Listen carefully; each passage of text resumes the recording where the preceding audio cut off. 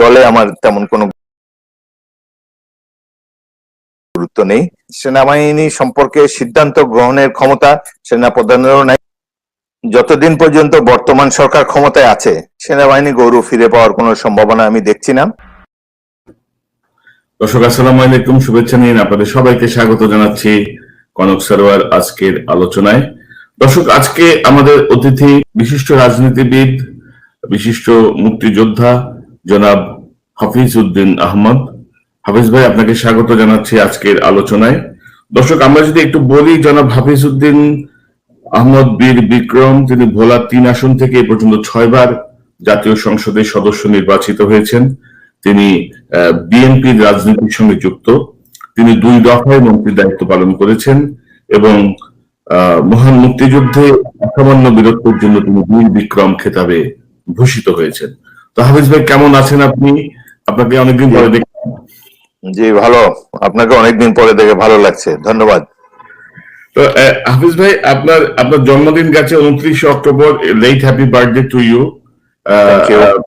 আপনার জন্য অনেক শুভকামনা, আপনি সুস্থ থাকেন, আপনি দীর্ঘায়ু লাভ করেন, এই প্রার্থনা করি। তো আমরা যদি একটু শুরু করি, এই সাম্প্রতিক সময়ে কদিন আগে আপনার একটা বক্তব্য আমাদের চোখে এসছে, এই কয়েক মাস আগে। আমি যদি একটু দেখাই যে দেশে 1971 সালের মার্চের পরিস্থিতি বিরাজ করছে, এটি আপনি বলেছেন অগাস্টে। তো এই যে মার্চের যে পরিস্থিতি বিরাজ করছে, একজন রাজনীতিবিদ হিসেবে, একজন সাবেক সেনা কর্মকর্তা হিসেবে, একজন বীর বিক্রম হিসেবে, এই মার্চের এই পরিস্থিতিতে স্বাধীনতার ঘোষণা কে করবে? আপনি ঠিকই ধরেছেন। 1971 সালের মার্চ মাসে সারা দেশের পরিস্থিতি ছিল অত্যন্ত বিস্ফোরণমুখ। সারা দেশ অর্থাৎ তৎকালীন পূর্ব পাকিস্তানে সাধারণ মানুষ অত্যন্ত বিক্ষুব্ধ ছিল। বর্তমানে একই ধরনের পরিস্থিতি বিরাজ করছে। দেশের মানুষ বর্তমান সরকারের দুঃশাসনে অতিষ্ঠ হয়ে গিয়েছে। দেশে আইনের শাসন নাই, গণতন্ত্র নাই, জনগণ ভোট দিতে পারছে না এবং প্রায় প্রতিদিনই নারী ধর্ষণ, শিশু ধর্ষণ, যত প্রকারের অসামাজিক কর্মকাণ্ড আছে, এসব মানুষের সমাজ দেহে বিরাট ক্ষতের সৃষ্টি করেছে। এছাড়াও রয়েছে পুলিশ বাহিনীর দ্বারা contract killing, extra judicial killing অনেকে বলে। এবং একজন অবসরপ্রাপ্ত সেনা কর্মকর্তা মেজর সিনহার হত্যাকাণ্ড সারা দেশের মানুষকে আলোড়িত করেছে। পুলিশ বাহিনী কি কাজ করে সারা দেশব্যাপী, তার একটা চিত্র এই সিনহা হত্যাকাণ্ডে দেখা গিয়েছে। মানুষ মারাটা খুবই সহজ ব্যাপার। এত সহজ, মানুষের মৃত্যু যে এত সহজলভ্য ব্যাপার, এটি আগে এদেশের মানুষ কখনো দেখেনি। সবচাইতে বড় কথা যে 1971 সালে মানুষ যুদ্ধ করেছিল গণতন্ত্রের জন্য, মানুষ সংগ্রাম করেছে গণতন্ত্র অর্জনের জন্য। আজও মানুষ এত বছর পরেও, প্রায় 50 বছর পরেও দেশের মানুষ গণতন্ত্রে দেখা পায়নি, আইনের শাসনে দেখা পায়নি। কোনো মানুষ ঘরে বাইরে গেলে নিরাপদ নয়। এই দেশে আগে যে শুনতাম আমরা মগের মুলুক, বর্তমান বাংলাদেশ একটি মগের মুলুকে পরিণত হয়েছে। এই কারণে আমি বলেছি যে মার্চ মাসের যে পরিস্থিতি ছিল, আজকের বাংলাদেশে একই ধরনের পরিস্থিতি। জনগণ অত্যন্ত বিক্ষুব্ধ এই মুহূর্তে। তো আমরা মুক্তি পাবো কিভাবে? একজন রাজনৈতিক কর্মী হিসেবে আমার মনে হয় যে থেকে মুক্ত হওয়ার একমাত্র উপায় জনগণের কাছে। জনগণ যদি কখনো বিপুল সংখ্যায় রাজপথে নেমে আসে, তারা রাজপথে বসে থাকলেই যথেষ্ট হবে। ঢাকা শহরে যদি 2 লাখ লোক দুদিন রাজপথে বসে থাকে, কিছু করতে হবে না তাদের। সবকিছু যদি স্ট্যান্ড স্টিল করে দিতে পারে, তাহলেই পরিবর্তন হবে। এবং দেশের এই ধরনের 2 লাখ লোক রাস্তায় নামলে তার সাথে আরো বহু লাখ জনগণের সাথে যোগ দেবে, কারণ জনগণের পিঠ দেওয়ালে ঠেকে গিয়েছে। গণ অভ্যুত্থানের মাধ্যমেই এই সরকার বিদায় হবে, এই ধরনের একটি ধারণা করা যেতেই পারে। এবং এছাড়া অন্য কোনোভাবে পরিবর্তন সম্ভব বলে আমার মনে হয় না। একটা জিনিস বাংলাদেশের লোক আজকে হাড়ে হাড়ে উপলব্ধি করছে যে শেখ হাসিনা যতদিন আছেন এই দেশে আর কোনো নিরপেক্ষ নির্বাচন হবে না। নির্বাচনের মাধ্যমে সরকার পরিবর্তন করা আর সম্ভব হবে না। কেবলমাত্র গণ অভ্যুত্থানের মাধ্যমেই সরকার পরিবর্তিত হতে পারে এবং দেশে গণতন্ত্র, সুশাসন ফিরিয়ে আনা যেতে পারে। মানুষের মনে এক ধরনের ভীতি আছে, তো মানুষের এই ভীতি কাটানোর জন্য আপনার পরামর্শ কি? একসময় মানুষের এই ভীতি কেটে যাবে। বড় রাজনৈতিক দলগুলো, আমি বিএনপির কথাই বলি, অন্যান্য দলগুলো, এদের কর্মীরা এখন আগের মতো মিলিট্যান্ট নই, তাদের মধ্যে লড়াকু মনোভাবের ঘাটতি আছে। এ ব্যাপারে সবচাইতে বেশি লড়াকু মনে হয় যে আমার ইসলামী যে দলগুলো, তাদের যে মিছিল দেখি রাজপথে, তাদের যে সংখ্যা অ্যামেজিং। ট্রেডিশনাল রাজনৈতিক দলগুলোর কর্মী যারা আছে, তারা যদি রাজপথে ভালোভাবে নামে, সাহস করে নামে, তাহলে মনে হয় আগে পুলিশ যেভাবে নির্বিচারে গুলি চালাতে পারতো, এখন পরিস্থিতির কিছুটা উত্তরণ ঘটেছে। এখন আর সেই ধরনের অটোক্রেটিক বিহেভিয়ার হয়তো করা সম্ভব হবে না। তবে এই দেশে সাধারণ মানুষ রাজপথে নামবে বলেই মনে হচ্ছে। সেটা এখন কাদের নেতৃত্বে নামবে এটি বলা মুশকিল। 1971 সালে যুদ্ধ কিন্তু ছিল সাধারণ মানুষের যুদ্ধ। সেনা সদস্যরা, তৎকালীন মেজর জিয়াউর রহমান বা আমরা যারা বিভিন্ন অঞ্চল থেকে বিদ্রোহ করেছি, পাক সেনাবাহিনীর থেকে জনতার কাতারে যোগ দিয়েছিলাম, এখন বর্তমানে পরিস্থিতি কি দাঁড়াতে পারে সম্পূর্ণ বোঝার বাইরে। তবে সাধারণ মানুষের অংশগ্রহণ হবেই বাংলাদেশে, এটি আমার মনে হয়। 71-এ যেরকম সাধারণ ছাত্র যুবকেরা ঘর বাড়ি ছেড়ে এসে অস্ত্র হাতে নিয়ে যুদ্ধে নেমেছিল, সেই ধরনের পরিস্থিতি আবারও বাংলাদেশে হতে পারে। তবে কোন পরিস্থিতি হবে, কবে হবে, এটি বলা মুশকিল। তবে বাংলাদেশের সাধারণ মানুষ কিন্তু গণতন্ত্র প্রিয়। তারা এই গণতন্ত্রহীন অবস্থা, যেখানে কোনো আইনের শাসন নাই, মানুষের মৌলিক অধিকার নাই, বাক স্বাধীনতা নাই, সমাবেশের স্বাধীনতা নাই, এবং ধর্ষণ হাত থেকে মুক্তি পাচ্ছে না, নারীর সম্ভ্রম আজকে বিপদের সম্মুখীন, সবকিছু মিলিয়ে মনে হয় যে দেশে একটা বিস্ফোরণমুখ পরিস্থিতির সম্মুখীন আমরা হয়েছি। সেখানে সাধারণ মানুষকেই অংশগ্রহণ করতে হবে, সাধারণ মানুষকে এই দেশ ঠিক করতে হবে। তো মেজর হাফিজ, আপনি বিএনপির শীর্ষ নীতি নির্ধারণী পর্যায়ের একজন মানুষ, ছয়বারই নির্বাচিত সংসদ সদস্য। আপনি কি মনে করেন যে বিএনপির এখানে দায়িত্ব কতটুকু, বা বিএনপি বর্তমান পরিস্থিতিতে কিভাবে অংশ নেবে? আপনাদের কোনো স্ট্র্যাটেজিক কোনো পরিকল্পনা আছে কিনা? একটা কথা বলে নেওয়া ভালো, বিএনপি একটি বিশাল রাজনৈতিক দল, কিন্তু এই দলে আমার তেমন কোনো গুরুত্ব নেই। এবং আজকে আমি এখানে আপনার সামনে আলাপচারিতায় অংশ নিচ্ছি আমার ব্যক্তিগত ক্যাপাসিটি থেকে। দলীয় আমার মতবাদকে কেউ দলীয় মতবাদ ভাববেন না, দলে আমার তেমন কোনো গুরুত্ব নেই। তবে আমি মনে করি যে বিএনপির মতো একটি বিশাল দলের এই মুহূর্তে সবচেয়ে গুরুত্বপূর্ণ ভূমিকা পালন করা উচিত ছিল, যেটি তারা পালন করতে পারছে না। এর প্রধান কারণ হলো, বিএনপির আগে শক্তি ছিল ছাত্র দল, এখন শুধু বিএনপির ছাত্র সংগঠন নয়, অন্যান্য দলের অধিকাংশ দলের ছাত্র সংগঠনই তারা এখন ল্যাপটপ এবং মোবাইল নিয়ে ব্যস্ত, চ্যাটিং এ ব্যস্ত, পাবজি খেলায় ব্যস্ত, ভিডিও গেমসে ব্যস্ত। এগুলো 1971 সালে এই ধরনের সিমটম ছিল না। তখনকার 70 দশকের ছাত্ররা, এমনকি 90 দশকেও ছাত্ররা যতটুকু গণতন্ত্র সচেতন ছিল, গণতন্ত্রের মধ্যে তাদের মধ্যে যে উদগ্র আকাঙ্ক্ষা ছিল, এখন সেটি আমি দেখতে পাচ্ছি না। তবুও বিএনপি এখনো দেশের সবচেয়ে জনপ্রিয় দল। যদি বেগম জিয়া আজকে মুক্ত থাকতেন, তাহলে সিচুয়েশন অনেক ডিফারেন্ট হতো। বেগম জিয়ার যে দেশব্যাপী যে জনপ্রিয়তা এবং যে ইমেজ আছে, তার কথায় যতটুকু আলোড়িত হয় জনগণ, বিএনপি অন্য কোনো নেতা নাই যিনি জনগণকে এভাবে মাঠে নামাতে পারবেন, যার কথায় জনগণ এসে জীবন বাজি রেখে রাজপথে নামবে। মেজর হাফিজ, তবে আপনি যেটা বলছিলেন যে নিশ্চয়ই এই যে তরুণ প্রজন্ম, তারা তো খুব কাছে থেকে দেখছে এই ফ্যাসিবাদী সরকারের ভয়ঙ্কর রূপ, নিশ্চয়ই তারা তাদের ভিডিও গেম, ল্যাপটপ আর চ্যাটিং ছেড়ে নিশ্চয়ই রাজপথে নামবে। কারণ বাঙালি যখন নামে তখন একেবারে জীবন বাজি রেখেই নামে। তো একটি বিষয় আপনার কাছে যেতে চাই যে সবাই জানে যে এই সরকার আমাদের প্রতিবেশী রাষ্ট্রের প্রতি অনেক বেশি নির্ভরশীল। মানে প্রতিবেশী সম্পর্ক এখন স্বামী স্ত্রীর সম্পর্ক, প্রতিবেশীর সম্পর্ক এখন আপনার কি একজনের সঙ্গে আত্মার সম্পর্ক, একজনের সঙ্গে অর্থের সম্পর্ক।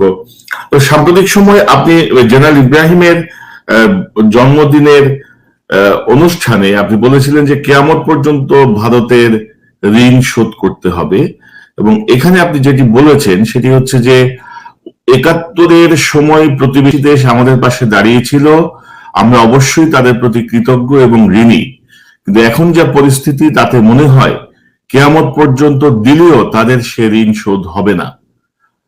আপনি কি একটু ব্যাখ্যা করবেন? বা এই জায়গা থেকে আমরা কিভাবে বেরোতে পারি? 1971-এ তারা আমাদেরকে সাহায্য সহযোগিতা করেছে, প্রায় 70 লক্ষ লোককে তাদের দেশে আশ্রয় দিয়েছে, এবং সেজন্য আমাদের স্বাধীনতা সংগ্রামে সাহায্য সহযোগিতা করার জন্য আমরা ভারতের প্রতি কৃতজ্ঞ, সবসময় কৃতজ্ঞ থাকব। কিন্তু সাম্প্রতিক কালে তাদের মন মানসিকতা দেখে মনে হচ্ছে যে এই ঋণ তারা আমরা কবে শোধ করবো এই জন্য অপেক্ষা করে নেই, তারা তাদের পাওনাটা ছিনিয়ে নিচ্ছে এবং একটি বশংবদ্ধ সরকার বাংলাদেশে প্রতিষ্ঠা করে তারা তাদের পাওনা জোর করে আদায় করে নিচ্ছে। এবং বর্তমানে আমরা যে বন্ধুপ্রতিম দুটি দেশ, তাজউদ্দিন সাহেব যখন ভারত ছেড়ে বাংলাদেশে আসেন স্বাধীনতা লাভের পরে, তখন তাকে ডিপি ধর এয়ারপোর্টে তাকে বিদায় জানাতে এসেছিলেন, এবং ডিপি ধর প্লেনে ওঠার আগে ডিপি ধর হ্যান্ডশেক করে বলেছেন যে সি ইউ অ্যাগেন। তো জনাব তাজউদ্দিন বলেছেন yes, see you as equals. এই যে সেই ইকুয়ালিটি এখন আর নাই। দুটি সার্বভৌম দেশের মধ্যে যে সার্বভৌম যে ইকুয়াল সম্পর্ক থাকা উচিত, সম অধিকার থাকা উচিত, দুটি দেশের সমমর্যাদার ভিত্তিতে দুটি দেশের সম্পর্ক হওয়া উচিত, সেটি বাংলাদেশে নাই। বাংলাদেশ এখন একটি ক্লায়েন্ট স্টেট, বা আমরা ভারতের একটি করদ রাজ্যের মতো অবস্থায় পরিণত হয়েছি, এবং তাদের ঋণ কিয়ামত পর্যন্ত শোধ করলেও এটি শোধ হবে না। এখন বোঝা যাচ্ছে দিবালোকের মতো স্পষ্ট, 71 সালে তারা আমাদেরকে যে সাহায্য সহযোগিতা করেছিল সেটি কোনো মানবতাবাদে দীক্ষিত হয়ে নয়, একটি আমাদের প্রতি কোনো সহমর্মিতা প্রদর্শনের জন্য নয়, সেটি তাদের নিজস্ব স্বার্থে চিরশত্রু পাকিস্তানকে দুর্বল করার জন্যই তারা আমাদেরকে সেই সাহায্য সহযোগিতা করেছে। সেটি সেই মুহূর্তে আমরা বুঝতে পারিনি, তবে এখন আমরা ধীরে ধীরে ক্রমান্বয়ে বুঝে যাচ্ছি।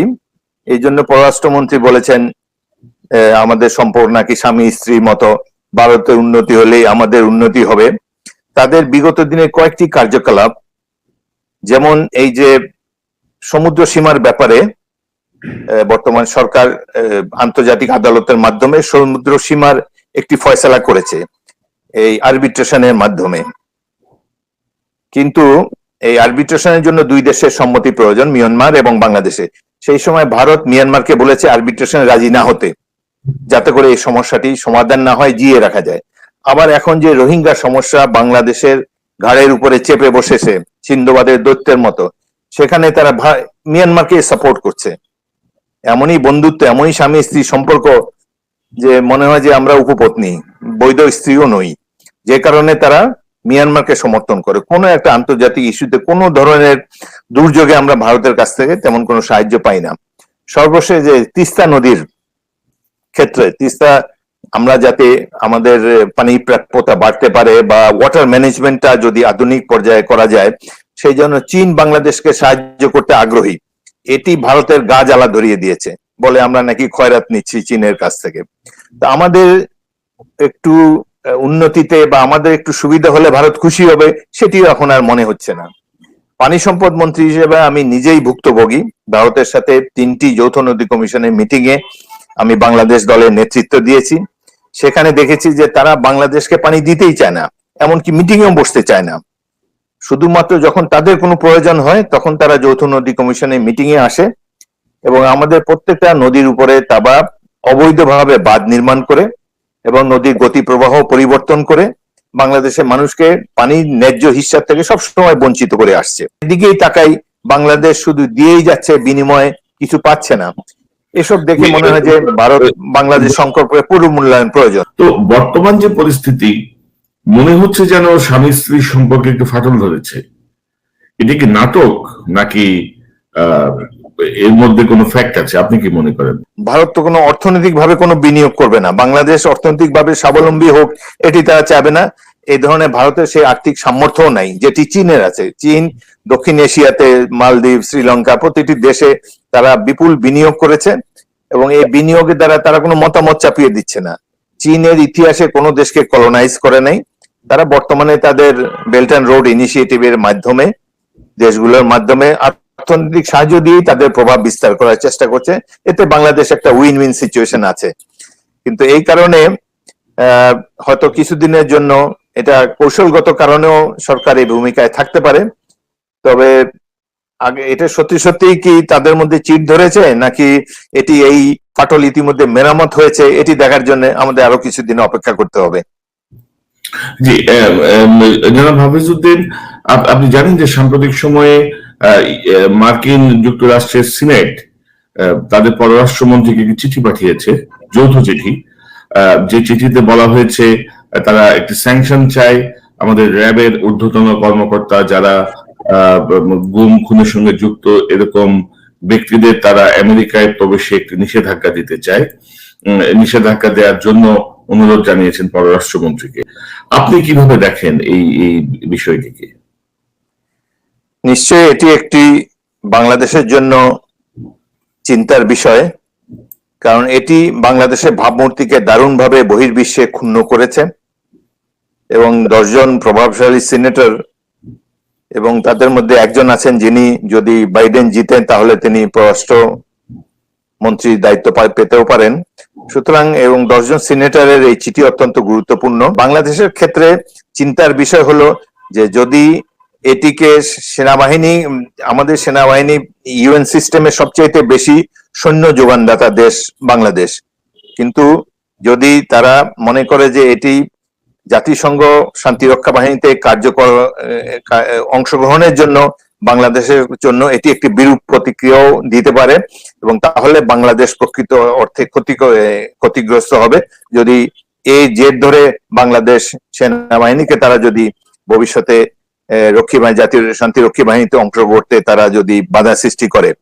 তবে বাংলাদেশ সরকারের অবিলম্বে উচিত প্রয়োজনীয় ব্যবস্থা গ্রহণ করা, এক্সট্রা জুডিশিয়াল কর্মকাণ্ড হত্যাকাণ্ডে যারা জড়িত তাদেরকে প্রকাশ্যে বিচার করা এবং কিছুদিন আগে ইতিমধ্যে এই রাজনৈতিক দুর্বৃত্তায়ন এমন পর্যায়ে পড়েছে যে একজন হাজী সেলিমের ছেলে নৌবাহিনীর একজন লেফটেন্যান্টকে মারধর করে তার দাঁত ভেঙে দিয়েছে। তো এটিতে সামরিক বাহিনীতে বিরূপ প্রতিক্রিয়া হতে পারে, এই কারণেই সরকার তৎপর হয়ে ইরফানকে গ্রেফতার করেছে। নতুবা এই ধরনের হত্যাকাণ্ড, এই ধরনের মারামারি সরকার কখনো আমলেই নেয় নেই অতীতে। এখন আমার মনে হয় যে সবকিছু মিলিয়ে এই সিনেটরদের চিঠি এবং অবসরপ্রাপ্ত এবং সার্ভিং আর্ম ফোর্সেস অফিসারদেরকে এইভাবে হত্যা এবং আক্রমণ করার কারণে সরকার কিছুটা টালমাটাল অবস্থায় আছে, এই কারণে হয়তো তাদের এই তৎপরতা। তবে বাংলাদেশের জন্য বহির্বিশ্বে ভাবমূর্তি অনেক ক্ষুণ্ণ করেছে এক্সট্রা জুডিশিয়াল কিলিং, যেটির জন্য এই সিনেটররা উদ্বেগ প্রকাশ করেছেন। এটি বাংলাদেশের জন্য অত্যন্ত উদ্বিগ্ন হবার মতো একটি বিষয়। ভাবমূর্তি তো নয়, আমাদের শান্তিরক্ষী মিশনে যদি আমাদের অংশগ্রহণ বন্ধ হয়ে যায় তাহলে বৈদেশিক মুদ্রা বঞ্চিত হবে আমাদের 3 বাহিনীর কর্মকর্তা, সৈনিক এবং পুলিশ বাহিনীর লোকজনের যেই আশা থাকে একটা মিশনে যাব, একটা বড় একটা অ্যামাউন্টের ইনকাম করব, আন্তর্জাতিক একটা সিল লাগবে আমার পেশায়, আমার ক্যারিয়ারে, সেটিও তো বন্ধ হয়ে যাবে। সেটি বন্ধ হয়ে যাওয়া খুব ভয়ঙ্কর প্রভাব ফেলবে। আপনার কাছে আমি যেতে চাই এই যে সিনহা হত্যাকাণ্ড নিয়ে যে নাটকটা হলো, কার্যত কোনো বিচারের দিকে কিন্তু যাচ্ছে না এটা। তো আপনি কি মনে করেন একজন সাবেক সেনা কর্মকর্তা হিসেবে রাওয়া ক্লাব, আপনাদের অবসরপ্রাপ্ত অফিসারদের যে সংগঠন রাওয়া, তারাও অনেক কিছু বলল, এখন দেখি সব চুপচাপ। তো কি মনে করেন আপনি? কি সংক্ষেপে যদি একটু বলেন। আমি এতদিন এসব নিয়ে অত্যন্ত চুপচাপ ছিলাম, কারণ আমি কিছু বললেই হয়তো এটাকে রাজনীতিকরণ করা হতে পারে, এটিকে বিএনপির মত বলে তারা কেউ কেউ ধারণা করতে পারেন, অপপ্রচার চালাতে পারেন। অপেক্ষা করেছিলাম যে সিনহা হত্যাকাণ্ডের সুষ্ঠু বিচার নিশ্চয়ই হবে, কিন্তু এখন যতই দিন যাচ্ছে আমার মনেও এবং অন্যান্য অবসরপ্রাপ্ত সামরিক কর্মকর্তাদের মনেও শঙ্কা উদয় হয়েছে যে সঠিক বিচার হয়তো পাওয়া যাবে না। এর প্রধান কারণ হলো যে ওসি প্রদীপ বন্দি অবস্থায় প্রিজন ভ্যানের ভেতরে থেকে যেভাবে মোবাইলে বক্তব্য প্রচার করেছে তাতে বোঝা যায় যে সমগ্র পুলিশ ফোর্সটি তার পক্ষেই আছে এবং এ ধরনের একটি বেআইনি কর্মকাণ্ড পরিচালনা করার পরও তার কোনো শাস্তি হয় নাই এবং পুলিশ বাহিনী বর্তমানে সরকারের কাছে অত্যন্ত গুরুত্বপূর্ণ। এই সরকার একটি পুলিশের উপর নির্ভর করে আছে। বাংলাদেশ আজকে একটি পুলিশ স্টেট, এতে কোনো সন্দেহ নাই, এবং এই সরকারকে ক্ষমতায় রেখেছে পুলিশ বাহিনী। নির্বাচনের আগের রাত্রে যে ভোটের বাক্স ভর্তি করে দেওয়া হয় ব্যালট দিয়ে, সেটি পুলিশ বাহিনীর দায়িত্বে এটি করা হয়। সারা বাংলাদেশে এই কাজটি করেছে এবং নির্বাচনের পরে পরে, তথাকথিত নির্বাচনের পরে পরে তাদেরকে নগদ টাকা বিতরণ করা হয়েছে। যে কোনো পুলিশ স্টেশনে আপনি খোঁজ নেন, পুলিশের সকল সদস্য সর্বোচ্চ থেকে সর্বনিম্ন পর্যন্ত তারা এই লুটের মালের ভাগ পেয়েছে। এই কি অকল্পনীয় একটি ব্যাপার বাংলাদেশে ঘটে যাচ্ছে। বাংলাদেশের নির্বাচনের নামে যে প্রহসন, পৃথিবীর ইতিহাসে এই ধরনের প্রহসন এবং এই ধরনের রিগিং অতীতে কখনো হয় নাই। সুতরাং এই কারণে পুলিশকে তাদের প্রয়োজন। সেনাবাহিনীকে নানা জিনিসপত্র দিয়ে বা নানা সুযোগ সুবিধা দিয়ে ক্যান্টনমেন্টের মধ্যে সন্তুষ্ট করে রাখা সম্ভব। তারা হয়তো রাজনীতি নিয়ে এখন আর যাতে মাথা না ঘামায় সেই ধরনের ব্যবস্থা সরকার নিচ্ছে। তাদেরকে না চাইতে অনেক কিছু দেওয়া হচ্ছে, কিন্তু পুলিশ বাহিনীর সাথে তাদের দৈনন্দিন কারবার। পুলিশ দিয়েই মিটিং মিছিল ছত্রভঙ্গ করতে হয়, পুলিশ দিয়েই নির্বিরোধী সৎ দেশপ্রেমিক মানুষকে গ্রেফতার করতে হয়, মিথ্যা মামলা সাজাতে হয় এবং সর্বোপরি পুলিশকে দিয়েই নির্বাচনে ভোট রিগিং করতে হয়। এসব কারণে পুলিশ বাহিনী তাদের প্রয়োজন এবং পুলিশ বাহিনী যেহেতু বোঝাই যাচ্ছে তারা প্রদীপের পক্ষে, সুতরাং এই ক্ষেত্রে ন্যায় বিচার পাওয়ার সুদূর পরাহত বলেই আমার মনে হচ্ছে। তো আপনাদের রাওয়ার ভূমিকা কি এখানে? আপনারা যেভাবে জিহাদ ঘোষণা করলেন প্রথম দিকে। রাওয়া হলো সুখী মানুষের সংসার। এখানে সবাই রিটায়ার করে, এখনকার অফিসার আগের মতো না। আগে অফিসার রিটায়ার করে সাইকেল চালাতো রিটায়ার্ড অফিসাররা, এখন চাকরিতে থাকতেই যে গাড়ি থাকে এবং রিটায়ারমেন্টের পরে বাড়ি ভাড়া দিয়ে তাদের আরো হায়ার মডেলের গাড়ি, লেটেস্ট মডেলের গাড়ি তারা ইউজ করতে পারে। তাদের জীবনে অভাব অনটন নাই, সেই কারণে তারা রাজনীতি নিয়ে খুব একটা মাথা ঘামায় না। সিনিয়র ব্যাপারে তারা রিটায়ার্ড রাওয়া যতটুকু ক্ষুব্ধ হয়েছিল সেটি একজন ক্যারিয়ার একজন ব্রাদার অফিসারের প্রতি সহমর্মিতা প্রদর্শনের জন্য দেখিয়েছে। কিন্তু এই জন্য তারা রাস্তায় নেমে আন্দোলন করবে এবং সরকারকে নড়বড়ে করে দেবে এরকম চিন্তা করার কোনো কারণ নেই। সুখী মানুষের সংসারে তারা এত সহজে বিক্ষুব্ধ হয় না। তবে সবার মনে, প্রত্যেকটি অবসরপ্রাপ্ত অফিসারের মনে গভীর ক্ষতের সৃষ্টি করেছে এই হত্যাকাণ্ড। বিশেষ করে সিনহার মা এবং বোন যেভাবে অশ্রুপাত করেছে টেলিভিশনের সামনে, এতে যে কোনো মানুষ অশ্রুসিক্ত হবে। অত্যন্ত দুঃখের বিষয়, এইভাবে মৃত্যুর পরও তার বুকে পা দিয়ে যেভাবে তার মৃত্যু ত্বরান্বিত করা হয়েছে বা তার মৃতদেহের প্রতি অসম্মান করা হয়েছে, এটি যে কোনো মানুষ, সামরিক বাহিনী কর্মকর্তা হোক বা না হোক, যে কোনো মানুষকে ব্যথিত করেছে। তবে এটি বাংলাদেশের নিত্যদিনের ঘটনা। বাংলাদেশের মানুষ এইসব দুর্ঘটনায়, এইসব অপকর্ম দেখে দেখে দেখে দেখে অভ্যস্ত হয়ে গিয়েছে। তবে আমি মনে করি যে এই ঘটনাটির একটা সুদূর প্রসারী এফেক্ট আজ হোক কাল হোক হবে। জি, জনাব হাফিজউদ্দিন, এই যে আমরা যেটা দেখছি যে সেনাবাহিনীর যে সুপ্রিমেসির জায়গাটা ছিল, আমাদের দেশ রক্ষা বাহিনী, আমাদের দেশপ্রেমিক সেনাবাহিনী সর্বোচ্চ মর্যাদার যে জায়গাটা ছিল, আমরা দেখছি এখন পুলিশ অবসরপ্রাপ্ত অফিসারকে গুলি করে মেরে ফেলছে, সার্ভিং অফিসারকে ঘুষি মেরে দাঁত ফেলে দিচ্ছে রাজনৈতিক নেতা। পুলিশ সাম্প্রতিক সময়ে সিনহা হত্যাকাণ্ডের পরেও কিন্তু একজন সার্ভিং অফিসারকে কিন্তু অ্যাসল্ট করেছিল সাভারে, যতটুকু আমার মনে পড়ে। তো এই অবস্থা কেন হলো? সেনাবাহিনীর যেই যে বিষয়টি, সে বিষয়টি এভাবে মেলাইন হলো কিভাবে? এভাবে তারা এইভাবে দুর্বল হয়ে গেল কেন? কি মনে করেন আপনি? এটা হলো সেনাবাহিনীর উপরের স্তরে যারা রয়েছেন তারা এখন তাদের পেশাগত দক্ষতার কারণে এই পজিশনে যান নাই।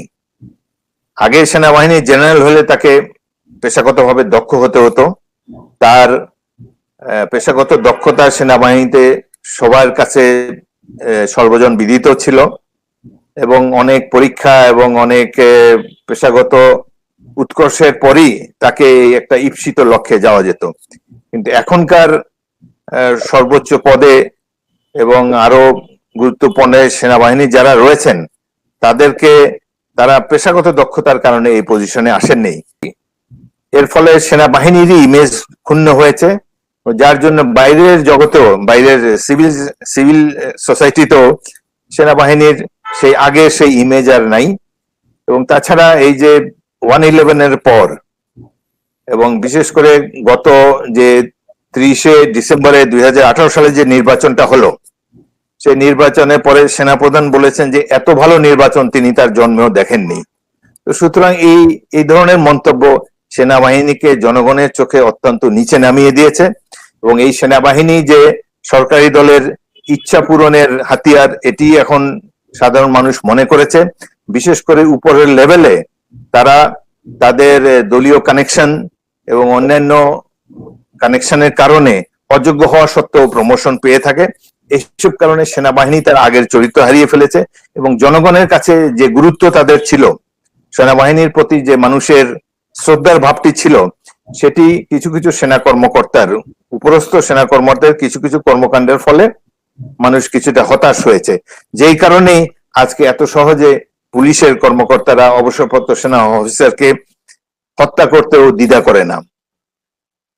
এটি হলো মূল কারণ যে সেনাবাহিনীতে পেশাগত দক্ষতার অভাব ক্রমাগত পরিলক্ষিত হচ্ছে এবং দক্ষতা ছাড়া অন্যান্য কারণে, রাজনৈতিক কারণে প্রমোশন দেওয়া হয়। এইসব কারণে সেনাবাহিনীর উপর থেকে মানুষের আস্থা অনেকটাই কমে গিয়েছে। তো জনাব হাফিজউদ্দিন, আপনি কি দেখেছেন? আপনি নিশ্চয়ই দেখেছেন, সাম্প্রতিক সময় আমারই চ্যানেল থেকেই সেনা প্রধানের দুটি ফোনালাপের টেপ প্রকাশিত হয়েছে, আপনি আশা করি দেখেছেন। তো কি মনে করেন এই যে ফোনালাপের বিষয়বস্তু বা যেভাবে এসছে এবং সরকারের প্রতিক্রিয়া বা সার্বিকভাবে আপনার বিশ্লেষণ কি? এটি শুনে আমিও অবাক হয়েছি যে সেনাপ্রধান নিজেই স্বীকার করেছেন যে এই যে গুম, হত্যাকাণ্ড ইত্যাদির সাথে সরকারের উচ্চ মহল জড়িত, এটি তিনি স্বীকার করেছেন।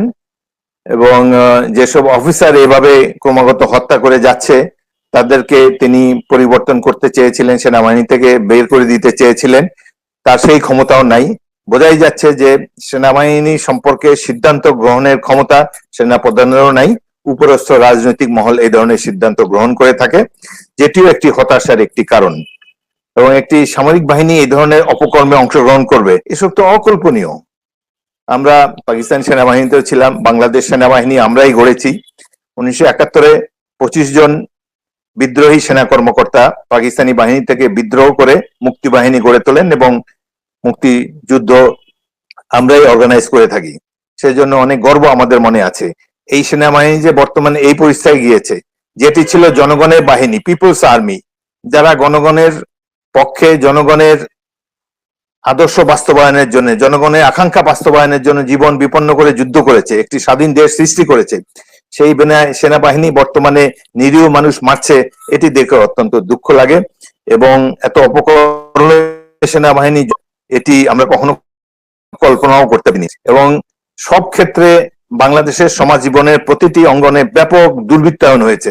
সেনাবাহিনীতেও যে এই ধরনের দুর্বৃত্তায়ন হতে পারে, এটি আমরা কখনো কল্পনা করিনি এবং এটি দেখে আমি অত্যন্ত মর্মাহত। সেনাপ্রধানের তার বন্ধু কর্নেল শহীদের সঙ্গে যে বক্তব্য, তাতে তাকে খুব অসহায় মনে হচ্ছিল। তো আপনি কি মনে করেন, কিভাবে সেনাবাহিনী তার এই গৌরব ফিরে পাবে, এই যে বর্তমান যে অবস্থায় পড়েছে? সেনাবাহিনী যতদিন পর্যন্ত বর্তমান সরকার ক্ষমতায় আছে, সেনাবাহিনী গৌরব ফিরে পাওয়ার কোনো সম্ভাবনা আমি দেখছি না।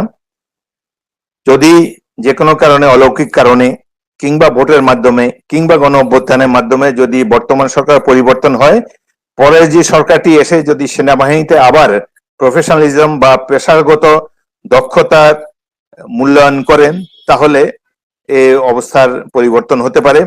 বেছে বেছে বিশেষ করে সেনাবাহিনীর যে প্রধান, সেনা প্রধান এবং শীর্ষস্থানীয় জেনারেলরা, তারা পেশাগতভাবে দক্ষ হবেন এবং তাদের সৈনিকদের নর্মাল লয়্যালটি তাদের প্রতি থাকবে এবং পেশাগত দক্ষতার জন্য তারা সকলের কাছ থেকে সম্মান পাবেন সেনাবাহিনীতে এবং বাইরে। এই ধরনের পরিবেশ সৃষ্টি করতে পারলে তবেই কেবলমাত্র এই পরিস্থিতি থেকে উত্তরণ ঘটা সম্ভব। বর্তমান সরকারের আমলে এটি সম্ভব হবে না, কারণ তারা এত অপকর্ম ইতিমধ্যে করে ফেলেছে। সেনাবাহিনী এবং পুলিশকে তারা নিয়ন্ত্রণে রেখে তাদের এই সিন্ধবাদের দৈত্যের মতো জনগণের ঘাড়ে চেপে তারা ক্রমাগত এইসব অপকর্ম চালিয়ে যেতে হবে। একটি সুষ্ঠু নির্বাচন দেওয়া তাদের জন্য আত্মহত্যা করার সামিল হবে, কারণ বাংলাদেশের ইতিহাসে কোনো সরকার এত অজনপ্রিয় কখনো হয়নি এবং এত অপকর্ম কেউ করেনি। শুধুমাত্র একজন হাজী সেলিমকে আপনারা দেখেছেন, এরকম শত শত হাজী সেলিম বাংলাদেশের সমাজ দেহে বিদ্যমান এবং এদের সম্পর্কে এই যে ক্যাসিনোতে যারা জড়িত, তারপরে এই যে একটা মহিলা দেখেন, পাপিয়া নাকি নাম, একজন মহিলার তার ভাবভঙ্গি দেখেন, মহারানী ভিক্টোরিয়ার মতো হাতের লাঠি নিয়ে বসে আছে, কাকে কখন কি করে কি বলে, এবং এরা হলো সরকারি দলের অঙ্গ সংগঠনের নেতা। সুতরাং বাংলাদেশে এমনই দুর্বৃত্তায়ন হয়েছে, এটি দেখে আমরা অত্যন্ত দুঃখিত, এবং একমাত্র জনগণ যদি রাজপথে নামেন তাহলে এই অবস্থা থেকে মুক্তি পাওয়া সম্ভব। তবে সেনাবাহিনীর নিজেরাই তো নিজেদের সমস্যা সমাধান করতে পারে না। যেখানে সেনাবাহিনীর অফিসারকে এত নির্দয়ভাবে, হোক রিটায়ার্ড, সে এখনো, আর সেনাবাহিনীর যে একটা রিজার্ভ লিস্ট থাকে, যে কোনো সময় তাদেরকে যুদ্ধ লাগলে তাদেরকে ডেকে নেওয়া যেতে পারে, এই মেজর সিনিয়র রিজার্ভ লিস্টের অন্তর্গত একজন সামরিক ব্যক্তিত্ব, তাকে যেভাবে মেরেছে ও মারার পর তার মৃতদেহকে যেভাবে অসম্মান করেছে, এতে বোঝা যায় যে সেনাবাহিনী এখন আর কোনো ফ্যাক্টর না বাংলাদেশে, এবং এর জন্য সেনাবাহিনীর সিনিয়র অফিসাররাই দায়ী।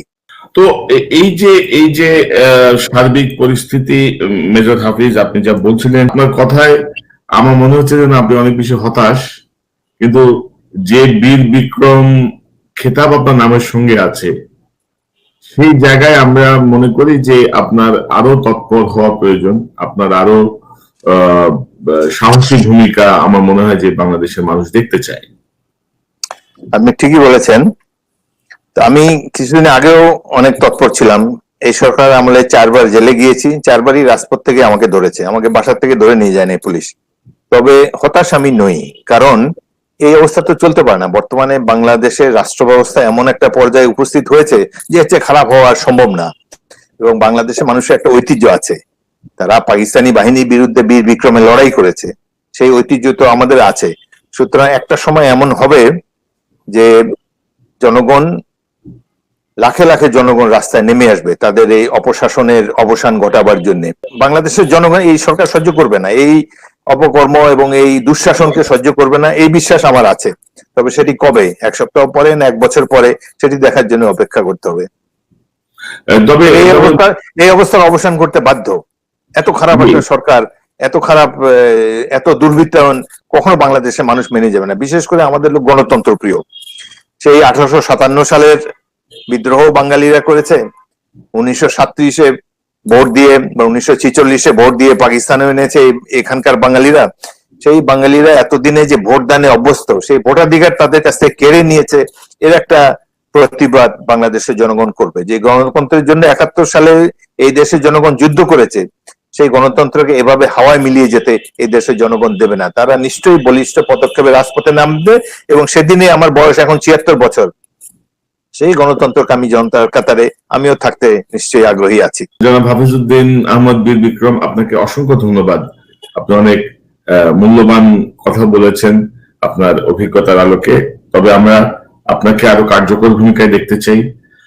আমরা চাই যে আপনি বাংলাদেশ গণতন্ত্রে ফিরে যাবে, সেই জায়গায় আপনি আপনার গুরুত্বপূর্ণ ভূমিকা রাখবেন, যেমনটি রেখেছিলেন 71-এর রণাঙ্গনে। অনেক ধন্যবাদ।